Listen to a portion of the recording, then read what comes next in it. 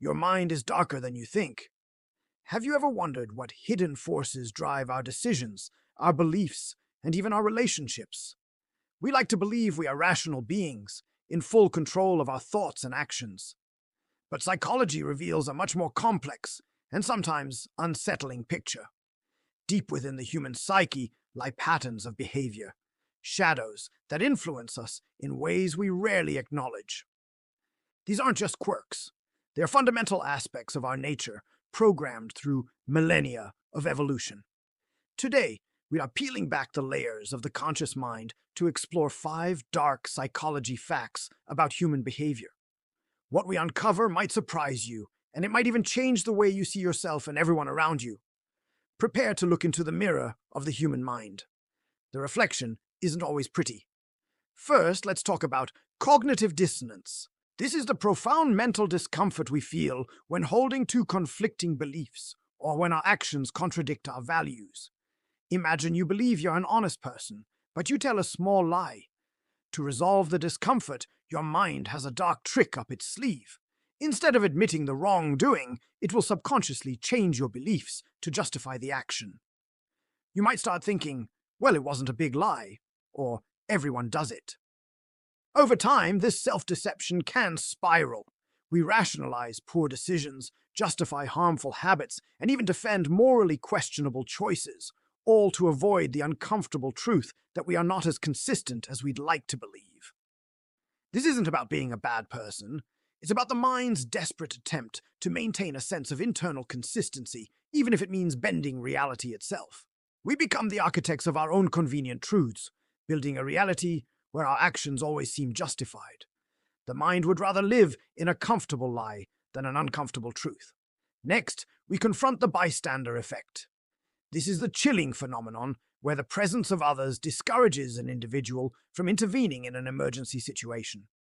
You might think a larger crowd means a higher chance of someone helping, but the opposite is often true.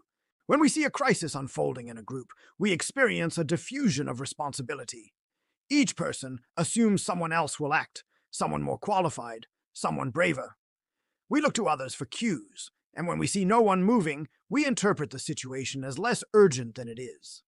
This collective inaction can have tragic consequences.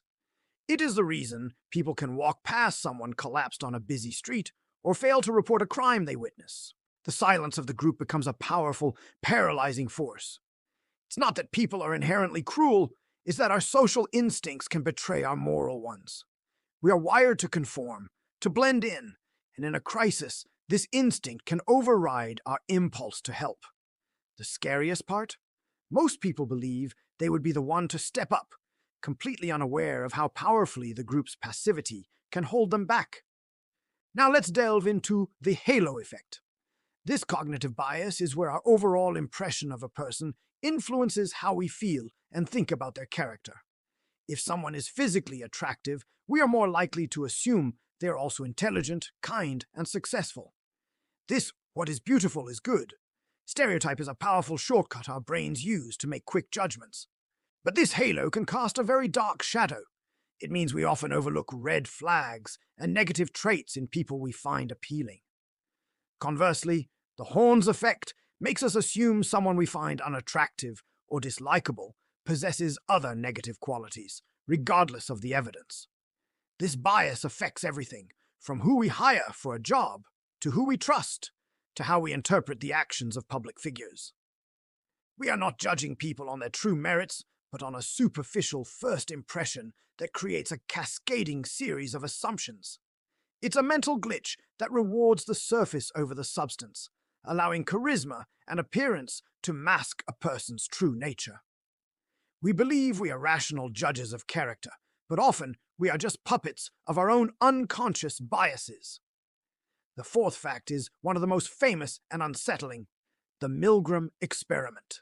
In the 1960s, psychologist Stanley Milgram conducted a study that exposed a terrifying truth about obedience to authority. Participants were instructed by a person in a lab coat, an authority figure, to deliver what they believed were increasingly powerful electric shocks to another person in a different room.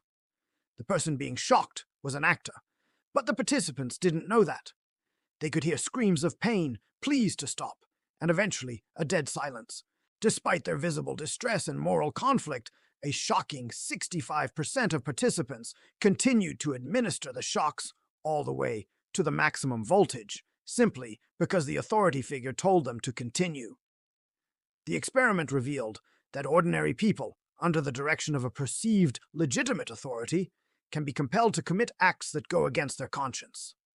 It wasn't that they were evil, they were simply obeying. This raises a disturbing question. How much of our own morality is negotiable when faced with pressure from an authority we trust? The line between personal conscience and obedience is terrifyingly thin. Finally, we arrive at in-group favoritism. This is our natural, deep-seated tendency to favor members of our own group over outsiders. Our in-group can be defined by anything: nationality, religion, a favorite sports team, or even the company we work for. We unconsciously view our group members as more trustworthy, more talented, and more deserving. This isn't just about loyalty, it's a survival instinct left over from our tribal past. But in the modern world, this instinct has a dark side. It is the psychological root of prejudice, discrimination, and conflict. It allows us to dehumanize those in the outgroup, making it easier to treat them unfairly or ignore their suffering. We celebrate our group's successes and justify its failures, while simultaneously judging outsiders by a much harsher standard. This us versus them mentality is easily exploited, fueling social division and hostility. We believe we judge people as individuals, but our brains are hardwired to pick a side. This bias operates silently, shaping our perceptions and perpetuating a world of division, all while we remain convinced of our own impartiality. We are, by nature, a tribal species, and that instinct can lead us down a very dark path. Your mind is a landscape of light and shadow, and understanding its darker corners is not about despair, but about awareness.